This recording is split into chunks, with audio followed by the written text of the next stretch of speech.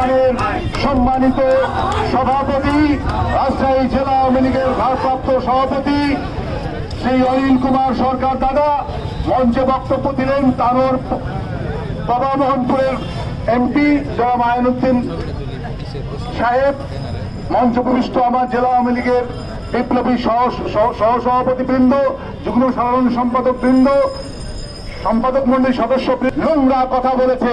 এই কীট পতঙ্গ কিন্তু নোংরা কথা বলে নাই। এই কথা তারেক জিয়ার, এই কথা ফখরুল সাহেবের, এই কথা খালেদার।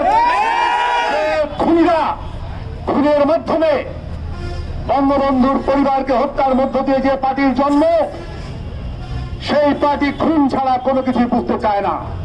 তারা ভ্যাগ ধরেছে, ভ্যাগ বোঝেন গ্রামের ভাষায়, অভিনয় করছে।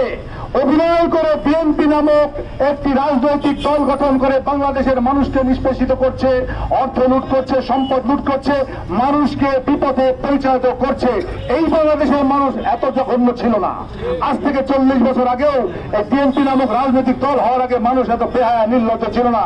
ওই আমরা খুনি যাকে বলি জিয়া, ডাইরেক্ট খুন না করলে ইনডাইরেক্ট খুনির হোতা হল জিয়া, সেই জিয়াউর রহমান সাহেব মানুষকে চরিত্রহীন বানিয়েছে। এমন চরিত্রহীন বানিয়েছে, যার যে জায়গা নয় তাকে সেই জায়গা দিয়ে সে মসনদ দিয়ে তাকে নষ্ট করেছে। যে নোংরা কথা বলেছে শুধু গ্রেপ্তার না, ওর ফ্যান ভেঙে ওকে শাস্তিতে ঝুলিয়ে রাখা দরকার। ওকে আমি জেলা আওয়ামী লীগ থেকে আজকে এই বালিশের দাঁড়িয়ে ওকে আমরা পর্যদস্ত করার জন্য ওকে আমরা নিষিদ্ধ ঘোষণা করলাম।